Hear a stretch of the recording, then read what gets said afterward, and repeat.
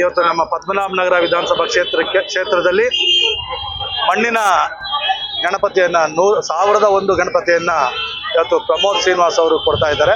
So ಈ ಒಂದು ಕಾರ್ಯಕ್ರಮದಲ್ಲಿ ನಮ್ಮೆಲ್ಲ ಮುಖಂಡರು, ನಮ್ಮ ಎಲ್ಲ ಕಾಂಗ್ರೆಸ್ ಪಕ್ಷದ ಎಲ್ಲ ಮುಖಂಡರು ಕೂಡ ಮತ್ತು ಎಲ್ಲ ಈ ಭಾಗದ ಜನರು ಸೇರಿ ಗಣಪತಿಯನ್ನ ನಾವು ಉಚಿತವಾಗಿ ಪರಿಸರ ಗಣಪತಿಯನ್ನ ಕೊಡ್ತಾ ಇದ್ದೀವಿ.